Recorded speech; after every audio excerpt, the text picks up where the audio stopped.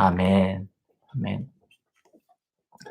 감사합니다. 이 시간에 우리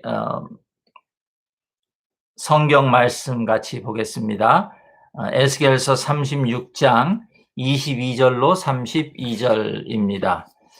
에스겔서 36장 22절부터 32절입니다. 우리 한번 좀 같이 한 목소리로 읽어보겠습니다. 시작. 그러므로 나는 이스라엘 족속에게 이르기를 주 여호와께서 이같이 말씀하시기를 이스라엘 족속아 내가 이렇게 행함은 너희를 위함이 아니요 너희가 들어간 그 여러 나라에서 더럽힌 나의 거룩한 이름을 위함이라. 여러 나라 가운데에서 더럽혀진 이름 곧 너희가 그들 가운데에서 더럽힌 나의 큰 이름을 내가 거룩하게 할지라. 내가 그들의 눈앞에서 너희로 말미암아 나의 거룩함을 나타내리니 내가 여호와인 줄을 여러 나라 사람이 알리라.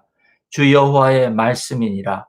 내가 너희를 여러 나라 가운데에서 인도하여 내고 여러 민족 가운데서 모아 데리고 고국 땅에 들어가서 맑은 물을 너희에게 뿌려서 너희로 정결하게 하되 곧 너희 모든 더러운 것에서와 모든 우상 숭배에서 너희를 정결하게 할 것이며 또 새 영을 너희 속에 두고 새 마음을 너희에게 주되 너희 육신에서 굳은 마음을 제거하고 부드러운 마음을 줄 것이며 또 내 영을 너희 속에 두어 너희로 내 율례를 행하게 하리니 너희가 내 규례를 지켜 행할지라.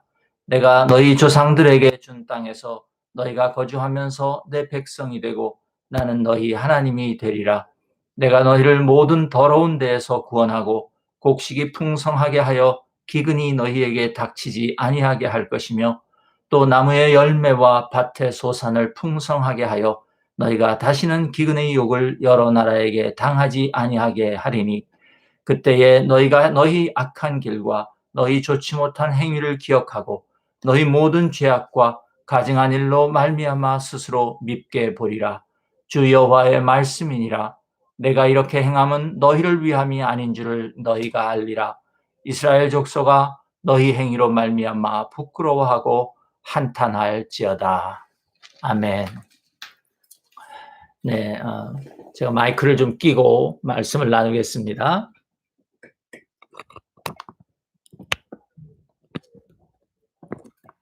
네, 들리시나요? 잘 들리시나요? 제 말씀이 들리시나요? 네, 잘 들리시는 것 같습니다. 우리가 각자 이렇게 갇혀 지낸 지도 한 달이 지났습니다. 한 2주 전쯤에 우리 임명순 목사님께서 교회 나오셨다가 저하고 잠깐 이제 말씀 나누고 그렇게 들어가셨는데 그때 목사님 배웅해 드리면서 교회 이렇게 바깥에 나와 보니까 날이 너무 좋았어요. 그래서 제가 너무 날이 좋다고 이렇게 감탄을 했더니 임명순 목사님께서 하시는 말씀이 다 그림의 떡이야. 그렇게 말씀하시는 거예요. 그리고 그 말씀이 제 뇌리에서 이렇게 떠나지를 않았습니다. 그렇습니다. 전에는 우리가 마음대로 누리던 것들인데 지금은 그림의 떡이 되었습니다. 남가주에 있는 우리 누님이 얼마 전에 손주 생일이라서 이렇게 이제 손주를 보고 싶어서 우리 딸 집에 좀 갔으면 좋겠는데 연락을 했더니 딸이 못 오겠는 거예요. 그래서 궁리를 하다가 할머니 할아버지가 그 손주 집 앞을 이렇게 지나가고 손주가 창 밖으로 얼굴을 내밀어서 이렇게 보고 이렇게 드라이브 스루로 손주를 만나고 그렇게 왔다고 그런 소리를 들었습니다. 그렇게 눈에 넣어도 아프지 않은 그런 손주 손녀도 다 그림의 떡이 되었습니다. 그죠? 참 지금 우리가 특별한 시간을 지나가고 있는 것 같습니다. 그런데 이 특별한 시간 가운데서 많은 사람들이 함께 공감하고 있는 것 중에 하나가 예전에는 모든 것이 다 그저 당연한 걸로 여겼었는데 그랬던 것들이 지금 이렇게 이런 일을 당하고 보니까 하나도 우리에게 당연한 것이 없었더라. 그런 것입니다. 아 산과 바다도 우리가 원하면 마음대로 다녔었는데 더 이상 그럴 수 없습니다. 도시의 그 길거리도 우리가 좋아하는 그 샌프란시스코의 길들도 우리가 우리 마음대로 지금은 나갈 수가 없습니다. 우리가 이렇게 그런 것들을 그리워하며 그런 살게 될 그런 날이 있을 줄 우리가 생각 못 했었습니다.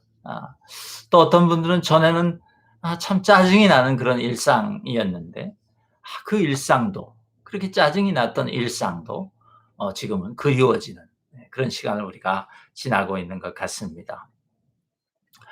바벨론의 포로로 잡혀가 있었던 그 에스겔과 동료 유대인들도 오매불망 기다리고 있는 것이 있었습니다. 그것은 자기들의 옛 일상으로 돌아가는 것이었습니다. 그리고 그러기 위해서 그들은 자기들의 땅으로 돌아가고 싶어 했습니다. 여러분, 땅은요, 사람들의 삶이 세워지는 기초이고 터전입니다. 사람들은 땅 위에 집을 짓고 그 안에 들어가 살면서 휴식을 취하고 또 자연의 그 난폭함으로부터 자기를 보호하게 됩니다. 또 땅에 씨를 뿌리고 그 수확의 열매를 수확해서 우리가 먹습니다. 지금은 화학 섬유가 많이 개발이 되어서 그렇지만 원래 사람은 땅에서 나는 식물과 또 동물의 가죽에서 자기의 몸을 가리는 그런 옷을 만들어 입었던 것을 우리가 압니다. 이처럼 인간의 삶은 전적으로 그 땅에 의존하고 있다. 이렇게 말해도 무방할 것입니다. 우리가 사는 도시들도 다 땅에 세워져 있지 않습니까? 그러므로 모든 민족에게 또 모든 사람에게 자기가 지금 살고 있는 그 땅은 예, 생존에 필요한 모든 것을 공급해 주는 그런 생명의 원천이다. 그렇게 우리가 말할 수도 있을 것 같습니다. 여러분, 이것은 하나님께서 세상을 창조하신 이후에 변하지 않는 그런 사실입니다. 우리가 살고 있는 이 시대에는 마치 땅과 상관없는 것 같은 그런 착각을 할 때도 있습니다. 소위 우리 시대를 디지털 시대라고 하지 않습니까? 디지털 시대라는 말은 디지털 시대는 그 컴퓨터 혁명이 없었으면 가능할 수 없는 그런 것입니다. 컴퓨터 기술이 그 디지털 시대를 가능하게 했던 것이죠. 근데 그 컴퓨터의 그 가장 중요한 소재가 뭐냐면 반도체입니다. 그 반도체 소재 기술이 없었으면 컴퓨터 혁명은 일어날 수 없는 것이죠. 그런데 그 반도체를 여러분 어디서 무엇으로 만드는지 아십니까? 모래에서 만듭니다. 모래를 가지고 화학적인 프로세스를 하면 그 반도체를 만들어낼 수 있습니다. 여러분, 그것마저도 모래에서 만들어낸다는 것이. 그러니까 우리가 지금 사용하고 있는 이 모든 그 전자제품들, 컴퓨터, 뭐 이런 모든 것들이 다 땅에서 나는 것들이 없으면 가능하지 않은 것입니다. 그러니까 땅은 생존에 필요한 그런 모든 것들을 공급해 줄 뿐만 아니라 인간이 문명을 만들어 세워 나가는 데 있어서도 가장 필수적인 그런 것이라고 우리가 말할 수 있습니다. 땅이 문명의 기초인 것입니다. 이스라엘 민족에게도 땅은요, 여호와 하나님께서 자기들에게 약속하신 모든 그 복을 받는 그런 통로였습니다. 하나님은 그 땅을 통해서 이스라엘 백성들에게 떡과 포도주의 소출을 주셨고 또 양떼와 염소떼가 먹을 그 풀을 주셨고 또 감람나무와 무화과 나무를 자라게 해 주셨습니다. 그런데 이스라엘 민족에게는 그 자기들이 정착해서 살고 있던 그 땅이 단순히 의식주의 공급원이 아니라 그 외에 특별한 한 가지 의미가 더 있었습니다. 그들에게 그 떠나온 유대 땅은 여호와 하나님께서 자기들이 살 곳으로 지정해 주셨을 뿐만 아니라 여호와 하나님 당신 자신이 그곳에서 거기에서 자기들과 함께 사시고 계신다고 생각했습니다. 그러므로 이스라엘 민족에게 유대 땅은 단순히 물리적인 영토상의 의미를 가지는 것이었다는 말입니다. 그러니까 그들에게 그 땅은 여호와 하나님이 자기들에게 주신 땅이며 또 여호와가 함께 사시는 곳이며 또 하나님이 거기에서 자기들을 다스리시고 계시는 그런 하나님의 영역이었다는 말입니다. 테리토리였다는 뜻입니다. 그러니까 이스라엘 민족은 지금 에스겔 시대에 잃어버린 그 유대 땅, 그 유대 땅과 상관없는 여호와 하나님을 상상할 수 없었고 또 동시에 하나님과 상관없는 땅은 의미가 없었습니다. 그러니 지금 그 포로들이 살고 있는 바벨론 땅, 그것이 아무리 좋은 땅이라 할지라도 그들에게는 의미가 없었다 그 말이에요. 그들에게 땅은 그런 것이었습니다. 그렇게 땅은요, 여호와께서 이스라엘에게 주시는 모든 복의 통로였으며 동시에 여호와가 직접 다 지키고 다스리시는 그런 땅이었으므로 그것을 그들이 아무에게나 양도할 수도 없었고 또한 그들 생각에 그 땅은 절대로 누구 다른 민족에게 빼앗길 수 없는 그런 것이었습니다. 하지만 지금 에스겔과 바벨론의 포로로 잡혀와 있는 이스라엘 민족들은 지금 이 에스겔의 예언을 듣고 있는 사람들은 지금 그 땅을 빼앗기고 포로가 되어서 이방 나라에 잡혀와 있습니다. 다시 말씀드리지만 그들에게 여호와 하나님과 이스라엘이라는 민족 공동체와 그리고 유대라는 그 땅, 이 세 가지는 절대로 나누어서 생각할 수 없는 하나였기에 그들은 자신들이 자기의 땅으로에서 쫓겨나 바벨론으로 지금 와 있는 이 일은 단순히 그 의식주를 해결하는 생존의 터전을 잃어버린 그런 것이 아니었다는 말입니다. 그 일은 이제 여호와 하나님과 자기들의 관계, 또 자기들의 존재의 그 기반이 흔들리는 그런 거대한 사건이 일어났었던 것입니다. 그런데 그들이 그렇게 바벨론에 지금 잡혀와 있는 동안에 우리가 에스겔서를 읽어보면 그들이 떠나온 유대 땅은 지금 황폐해져 가고 있었다. 그렇게 성경이 말합니다. 또 그런 소식을 듣는 이 유대 포로들의 그 마음과 영혼도 그 두고 온 땅과 함께 황폐해져 가고 있었던 것 같습니다.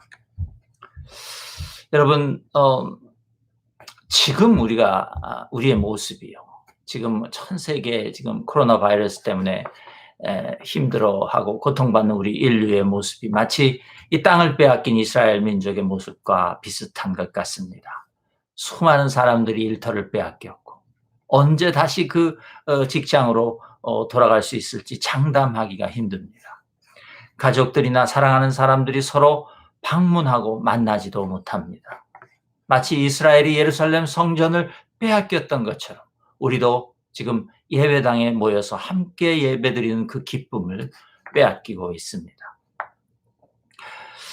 이스라엘 백성들은 이 에스겔서 첫 1장에 가보면 이스라엘 백성들은 그래도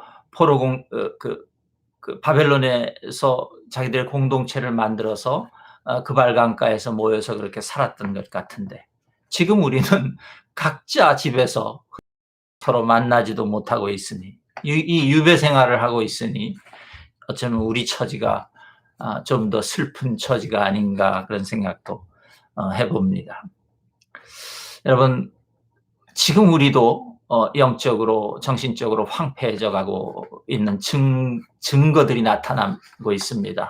뉴스를 보니까 미국 내에서 이 지금 자가격리를 시작한 이 시점부터 시작해서 그 가정 폭력이 늘어나고 있고, 또 아이들, 어린 아이들을 어린 아이들, 차일드 어뷰즈라고 그러죠. 학대, 어린이 학대가 늘어나고 있다고 합니다. 제가 들은 뉴스에서는 20%, 30% 이렇게 늘어나고 있다는 소식을 들었습니다. 우리도 우리의 이 삶의 터전이 황폐해지면서 우리의 영혼도 함께 황폐해져 가는 것이 아닌지 걱정이 되지 않을 수 없습니다. 이 에스겔과 함께 바벨론에 있던 유대의 포로들은요, 자기들이 지금 당하고 있는 그 현실을 도저히 이해할 수 없었습니다. 어떻게 여호와 하나님께서 거하시는 그 땅을 이방 민족이, 이방 신을 섬기는 민족이 와서 차지할 수 있다는 말인가? 또 어떻게 여호와 하나님께 예배드리는 그 예루살렘 성전이 어떻게 이방 신을 믿는 자들에 의하여 짓밟히고 더럽혀질 수 있다는 말인가? 그런 그 심각한 의문에 그들이 사로잡혀 있었습니다. 하나님과 자신들을 하나로 묶어주는 삶의 터전인 그 땅을 이스라엘 민족이 이제 그 하나님과의 관계마저도 잃어버리게 될 그런 위기에 처하게 된 것이었습니다. 그런데 여러분, 그들이 왜 그 땅에서 쫓겨났습니까? 여러 가지 이유가 있습니다만 예언서들이 공통적으로 하는 말을 우리가 한마디로 줄여보면요, 그들이 그 땅을 당연하게 여겼기 때문입니다. 그들이 자기들이 살고 있는 그 땅을 하나님의 은혜로 여기지 못하고 당연한 것으로 여겼다. 심지어 자기들의 권리로 여겼기 때문이다. 그렇게 선지서들이 말합니다. 여러분, 그 교만함에서 그들의 죄가 흘러나왔습니다. 32절에 보시면 그런 말이 있지 않습니까? 이스라엘 족속아 너희 행위로 말미암아 부끄러워하고 한탄할지어다. 예, 그 부끄러운 행위들이 그들의 교만함에서 비롯되었다는 것입니다. 하나님으로부터 받은 그 은혜의 땅에서 그들이 하나님의 영광을 나타내기는커녕 제사장들은 양들을 착취했고 부자들은 가난한 사람들을 학대하고 그들의 피를 빨았다. 선지서들이 그렇게 말합니다. 또 사람들은 그 하나님의 영광이 나타나야 될 땅에서 이방 신의 그 우상을 섬기면서도 동시에 예루살렘 성전에서 하나님께 예배를 드리는 그 참혹한 일을 그들이 범했다고 말합니다. 그것들이 바로 그 교만이, 하나님이 주신 은혜를 당연한 것으로 여기는 교만이 그들을 지금 바벨론의 포로로까지 이끌고 온 것입니다. 여러분, 우리가 무언가를요 당연한 것으로 여기는 마음 안에는 내가 그것을 가질 자격이 있다, 그런 생각이 숨어 있습니다. 이런 생각은 정말 위험한 생각입니다. 성경을 읽어보면 이런 생각은 거의 예외 없이 우리를 교만으로 인도합니다. 개인이나 민족이나 예외 없이 우리를 교만으로 이끌고 갑니다. 여러분, 우리 그리스도인들은 이 세상에서 다른 모든 사람들이 받아 누리는 복 외에도 하나님을 믿는 사람들만 누리는 복이 분명히 있다고 믿습니다. 하나님께서 선택하신 그 자기 백성에게만 주시는 복이 있기 때문입니다. 쉽게 예를 들면 여러분, 우리가 예배드리는 감격, 또 우리가 기도할 때 하나님이 주시는 기도의 응답, 또 성도들 간의 그 교제와 사랑, 이 모든 것들이 하나님을 믿는 자녀들에게만 허락된 그런 복 아닙니까? 예. 하지만 그 하나님의 은혜를 우리가 정말로 하나님이 거저 주시는 선물로 여기지 못하고 내가 자격이 있고 당연한 것이라고 생각하기 시작하면 아버지 하나님께서 주신 은혜가 우리에게 선물이 아니라 멸망의 단초가 될 수 있다는 것을 우리가 기억해야 될 줄로 믿습니다.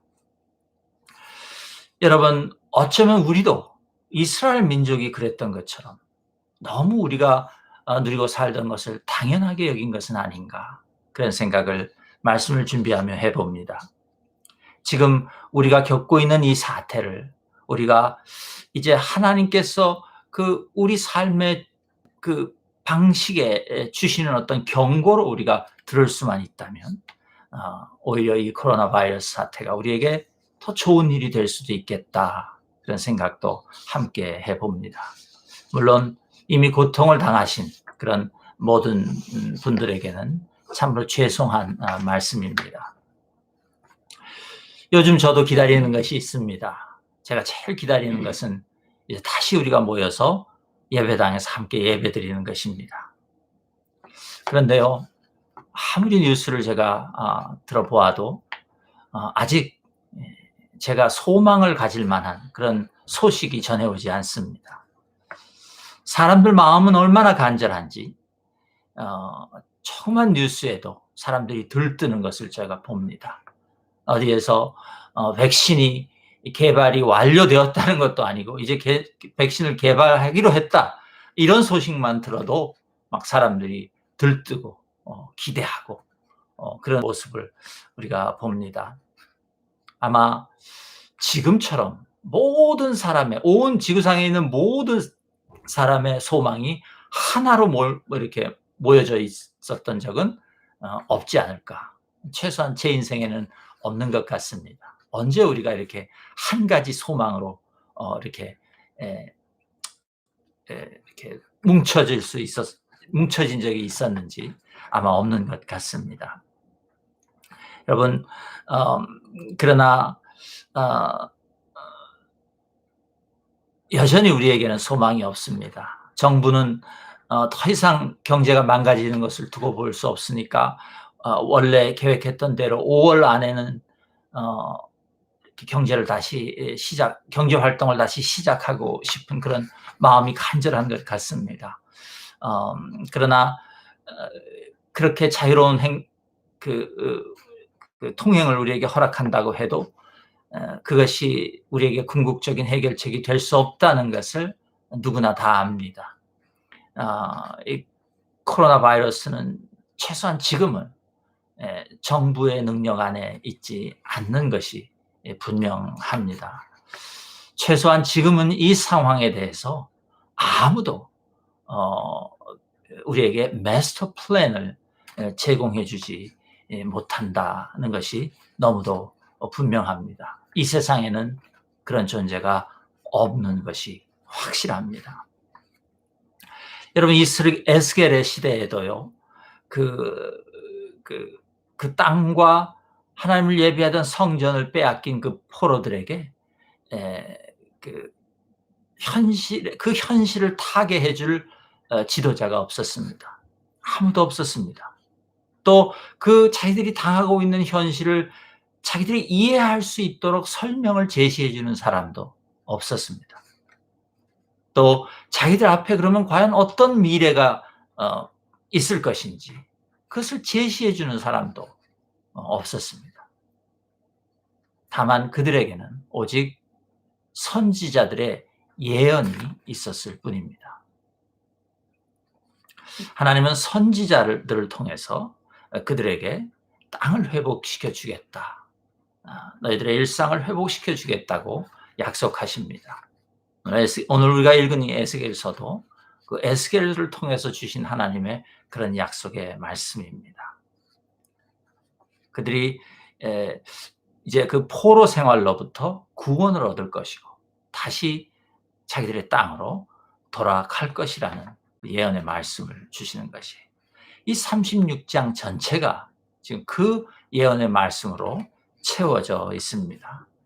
여러분, 8절에서 9절을 한번 보시면 이런 말씀이 있습니다. 그러나 너희 이스라엘 산들아, 너희는 가지를 내고 내 백성 이스라엘을 위하여 열매를 맺으리니 그들이 올 때가 가까이 이르렀음이라.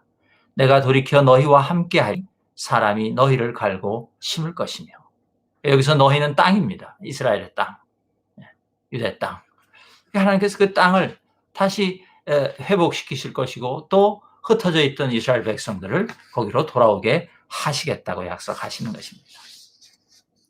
그런데 여러분, 이 에스겔의 예언, 그래서 정말 믿을 수 있는 것이었을까요? 무슨 근거가 있는 것이었을까요? 근거가 없다면 어떻게 그 포로로 잡혀가 있는 그 백성들이 이 선지자의 말에 소망을 둘 수 있었을까요? 이 백성들에게 하나님께서 이 에스겔이 지금 전하고 있는 그 하나님의 메시지를 믿어도 된다는 근거를 함께 제시해 주셨다. 저는 그렇게 믿습니다. 그것이 22절 후반절부터 23절까지입니다. 내가 이렇게 행함은 너희를 위함이 아니다. 그러면 누구를 위함입니까? 하나님께서 말씀하시기를 이스라엘 족속아 내가 이렇게 행함은 너희를 위함이 아니요 너희가 더럽힌 나의 거룩한 이름을 위함이라. 그렇게 말씀하십니다. 여러분, 여호와께서 지금 자기를 위하여, 자기 이름을 위하여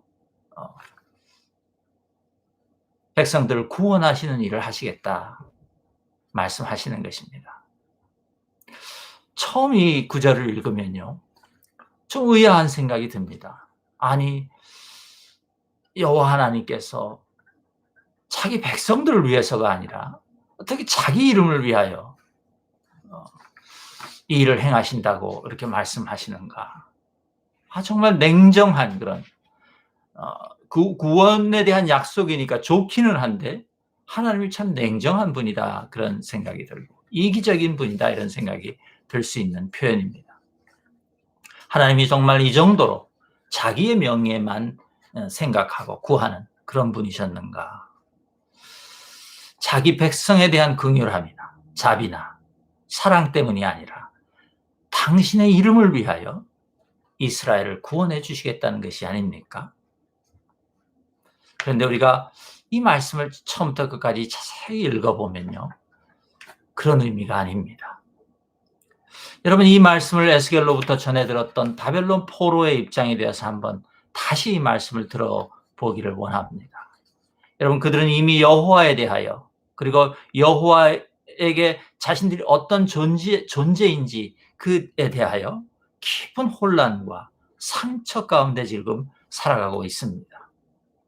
만약 그때의 에스겔이 여호와가 너희를 위하여 너희를 긍휼히 여겨 너희에게 땅을 회복시켜 줄 것이다 이렇게 말했다면 여러분, 그 소리가 귀에 들어왔을까요? 긍휼히 여겨주시는 분이 어떻게 우리를 이 지경에 이르도록 내버려 두시는가. 여전히 그 의문이 거치지 않았을 것입니다. 또 마음속에는 반발하는 마음이 생겼을 수 있습니다. 여러분, 여호와가 너희를 사랑하신다는 그 말이 지금 이들의 이 절망적인 상황 속에서 귀에 들려왔을까요? 지금 그들은 자기의 벌을 받고 있는 중 아닙니까? 벌을 받고 있는 자들을 그 벌로부터 구원해 주신 후에야 사랑한다 말씀도 우리에게 들리지 않겠습니까? 그래서 마치 부모님들이 자기 아이들이 잘못했을 때, 어린 아이들이 잘못했을 때 그 벌로 어린 아이를 캄캄한 방에 혼자 두게 있게 하고 한 30분 혼자 가 있어라 그렇게 벌을 주면서 중간중간에 들어가서 아빠가 너 사랑하는 거 알지? 아빠가 너 이뻐하는 거 알지? 이렇게 말할 때에 그 아이들이 그 아빠가 사랑한다는 말과 이뻐한다는 말이 전혀 귀에 들어오지 않는 것과 마찬가지의 그런 것 아니었겠습니까? 그런 의미 없고 믿을 수 없는 말 아니었겠습니까? 하나님이 근데 그래서 그렇게 말씀하시지 않고 지금 이렇게 말씀하시는 것이 내가 너희를 위한 것이 아니라 내 거룩한 이름을 위하여 너희를 반드시 구원하겠다. 저는 이 말씀보다 더 확실한 우리의 구원에 대한 근거는 없다 그렇게 생각합니다. 여러분, 지금 이 하나님의 말씀은요, 자기 백성의 회복과 구원에 그 일에 하나님이 당신의 이름을 거시겠다. 그렇게 말씀하고 있는 것입니다. 지금 이스라엘은 온 세상 가운데 쫓겨가서 수치를 당하고 있었습니다. 그 수치를 하나님께서 이제 당신의 수치로 여기시겠다는 말씀을 하고 있는 것입니다. 백성들의 고통이 당신의 고통이고 백성들의 소망이 당신의 소망이다라고 지금 말씀하고 있는 것입니다. 그 말을 그 하나님의 그 뜻을 그 한마디 말씀에 담아서 주신 것이에요. 내가 내 거룩한 이름을 위하여 이 모든 일을 행하겠노라. 비록 그들이 당하고 있는 고난과 고통이 자기들의 죄로 인한 것이기는 했으나, 그래서 어쩔 수 없이 하나님이 그들을 하나님의 축복의 통로인 그 땅에서 잠시 떠나 살도록 하시기는 했지만, 그러나 이제 더 이상 그들이 당하는 수치와 모욕을 또 그 절망을 그냥 두지 않겠다. 왜냐하면 그 수치와 모욕과 절망이 이제 내 것이기 때문이다. 그렇게 지금 하나님께서 말씀하고 있는 것입니다. 그러므로 여러분, 내 거룩한 이름을 위하여 하시겠다는 이 말씀보다 더 확실한 구원의 소망은 우리에게 없다. 저는 그렇게 생각합니다. 우리가 더럽힌 하나님의 이름을 하나님께서 직접 다시 거룩한 이름으로 회복하시겠다고 하시는 것입니다. 이 세상에서 하나님의 거룩한 이름이 다시 회복될 수 있는 길은 하나님의 백성들이 다시 거룩한 백성으로 이 세상에 서는 것 외에는 없습니다. 하나님 지금 그 말씀하시는 것이에요. 다시 말씀드립니다. 하나님의 거룩한 이름이 회복될 수 있는 길은 하나님의 백성들이 다시 거룩한 백성으로 이 세상에 서게 되는 것 외에는 없다. 하나님 그것을 아셨어요. 그래서 하나님이 다시 우리를 회복시키시겠다고 말씀하시는 것입니다. 여러분, 그 회복의 그 말씀이 24절부터 31절까지 계속되고 있지 않습니까? 24절과 25절에서 뭐라고 말씀하셨습니까? 당신의 백성을 다시 축복의 땅으로 데리고 가시고 맑은 물을 뿌려서 정결하게 하시겠다고 합니다. 26절은 새 영과 새 마음을 주셔서 굳은 마음 대신 부드러운 마음을 주시겠다고 합니다. 여러분 무슨 말입니까? 새 심장을 주시겠다는 것이. 27절에 보면 그렇게 하나님의 영을 받은 백성들은 하나님의 법을 지킬 것이고, 28절에 그 땅에서 그렇게 다시 하나님은 그들의 하나님이 되시고 사람들은 하나님의 백성이 될 것이라고 말씀하십니다. 29절 30절은 백성들은 더 이상 더러운 데서 뒹굴지 않을 것이고 밭의 소산과 나무의 열매가 풍성한 그런 삶을 살 것이다 말씀하십니다. 그리고 마침내 31절에 보니까 백성들이 자신들이 저지른 죄악된 행위를 기억할 것이며, 그러니까 자기들이 무엇을 잘못했는지 이제 알게 된다. 그런 말입니다. 그리고 자신들의 그 죄악과 가증한 일로 말미암아 스스로를 미워하게 될 것이다. 그러니 이제 백성들은 회개할 것이고 이제 죄악된 삶을 미워하는 백성들로 다시 살아가게 될 것이다. 그 말씀을 지금 하고 있는 것입니다. 그리고 맨 처음 하셨던 말씀을 32절에서 다시 한번 강조하십니다. 내가 이렇게 행함은 너희를 위함이 아닌 줄 알라. 하나님은 당신 자신의 거룩한 이름을 위하여 이 모든 것을 하실 것이다. 것입니다. 여러분, 이들의 회개가, 우리의 회개가 만족스럽기 때문이 아닙니다.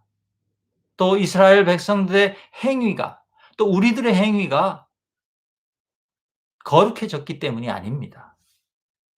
오직 하나님 당신 자신의 거룩함을 이 세상이 알게 하시기 위하여 우리를 회복하시고 구원하시겠다는 그런 말입니다. 여러분, 이보다 더 확실한 소망이 우리에게 있을 수 있을까요? 저는 없다고 생각합니다.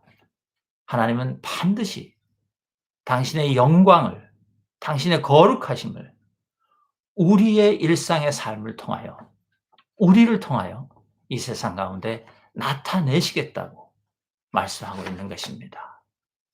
그러므로 우리는 반드시 회복될 것입니다. 그러므로 우리는 반드시 하나님의 거룩한 백성으로 다시 이 세상 가운데에서 서게 될 것입니다. 지금 하나님이 그 말씀을 우리에게 주시는 것이라고 믿습니다. 이 하나님의 약속의 말씀이 저와 여러분에게 소망이 되기를 기도합니다. 여러분, 우리가 겪고 있는 지금 이 특별한 시간, 이 유배 생활 아닙니까? 이것을 끝내고 우리가 다시 일상으로 돌아가게 될 때에 그 돌아가는 일은 하나님의 거룩한 이름이 다시 회복되는 그런 일이어야 하는 줄로 믿습니다. 다시 단순히 우리의 편안한 일상으로 돌아가는, 회귀하는 일이 되어서는 안 됩니다. 우리의 참된 소망은 우리의 일상에 하나님의 거룩한 이름이 다시 영광스럽게 나타나는 데에 있다는 것을 여러분 기억하실 수 있기를 주님의 이름으로 축복합니다. 마지막으로 하나님께서 이 일을 행하시면서 우리에게 부탁하시는 것이 하나 있습니다. 혹은 명령하시는 것이 하나 있습니다. 그것을 나누고 오늘 말씀을 마치려고 합니다. 여러분, 37절입니다. 37절을 한번 같이 보시기 바랍니다. 37절에 이렇게 말씀하십니다. 주 여호와께서 이같이 말씀하셨느니라. 그래도 이스라엘 족속이 이같이 자기들에게 이루어지기를 내게 구하여야 할지라. 구하라고 하십니다. 이 일을, 하나님께서 약속하신 이 일을 구하라고 하시는 것이에요. 여러분, 에스겔서를 읽어보면요, 33장에 오기 전까지 제가 찾은 걸로 한 3번 정도 하나님께서 백성들에게 귀를 닫으시겠다고 말씀하시는 기록이 나옵니다. 내가 너희들이 말하여도 듣지 않겠다. 그렇게 말씀하신 기록이 있어요. 그래서 바벨론까지 온 것이에요. 하나님이 듣지 않으셨어요. 왜냐하면 그들의 죄악이 너무 하나님의 마음을 아프게 하셨기 때문에. 그런데 지금 이제 하나님께서 다시 백성들의 소리를, 기도를 들으시겠다고 말씀하시는 것이에요. 그래서 기도하라는 것이죠. 지금까지는 사람의 죄악을 미워하셔서 귀를 닫고 계셨는데 이제 그 거룩한 하나님의 귀를 여시겠다는 것이에요. 우리에게 그 귀를 기울여 주시겠다는 말씀이에요. 기도를 응답해 주시겠다 말씀하시는 것입니다. 그렇다면 여러분, 이제 우리는 무엇을 기도해야 합니까? 이미 일상의 회복과 구원은 당신의 거룩한 이름을 걸고 맹세하시지 않으셨습니까? 일어날 것이라고, 내가 할 것이라고 말씀하시지 않았습니까? 그렇다면 우리는 그 하나님 앞에 우리는 무엇을 기도해야 하겠습니까? 우리는 이제 하나님께서 회복시켜 주시는 그 일상에서 우리가 하나님의 거룩함을 회복하겠노라고 기도해야 하지 않겠습니까? 우리가 하나님의 거룩한 백성이 되겠습니다. 우리의 일상이 하나님의 거룩함을 나타내는 그런 일상으로 만들어 가겠습니다. 우리가 그 기도를 하나님 앞에 해야 되지 않겠습니까?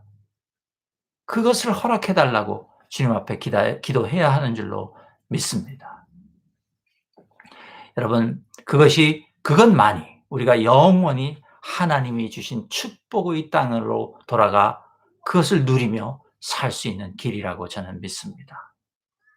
다시 여호와 하나님과 우리 자신과 우리의 땅이 하나로 통일되고 연합되어서 거룩해지는 그런 삶으로 돌아가기를 위하여 기도해야 될 줄로 믿습니다.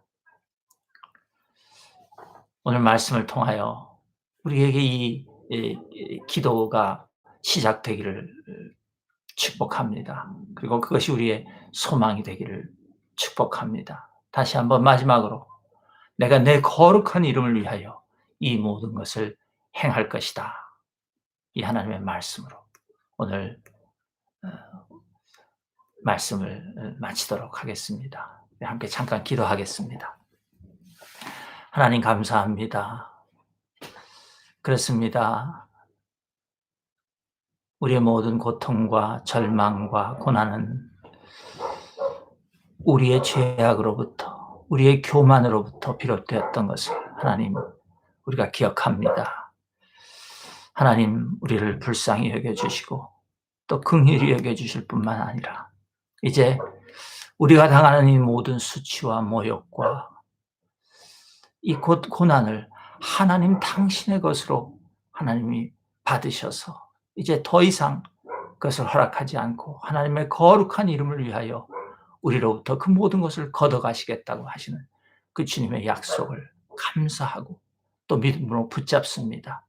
하나님 이제 우리에게도 또 새로운 일상이 시작되는 그런 시간이 올 것입니다. 하나님 그때에 이 하나님의 말씀이 우리 삶의 아버지 소망이 되고 우리 삶의 원칙이 되게 하여 주옵소서. 우리가 돌아갈 때에 하나님 그곳에서 그 땅에서 우리가 하나님의 거룩한 이름을 우리 일상 속에서 날마다 나타내며 그렇게 하나님의 영광스러운 자녀들로 살아갈 수 있도록 하나님 허락하여 주시며 또한 그 일을 위하여 지금부터 하나님 앞에 진실되고 정직한 기도를 올려드리는 우리 한 사람 한 사람 되게 하여 주옵소서. 그 기도 가운데에 우리의 더러운 것들이 우리를 떠나가게 하시고 그 기도 가운데 우리의 죄악된 행위들이 드러나게 하시고 기억나게 하여 주셔서 우리가 그것들을 떨쳐버릴 수 있도록 하나님 도와주옵소서. 그래서 하나님께서 우리에게 주실 그 거룩한 땅으로 우리가 하나님과 함께 아버지 행진에 들어가는 그런 놀라운 주의 백성들 될 수 있도록 하나님 도와주시기를 간절히 간구하오며 예수님 이름으로 기도드리옵나이다. 아멘. 아멘. 우리 함께 찬양 한 곡 더 하겠습니다. 시온의 영광이 빛나는 아침 550장입니다.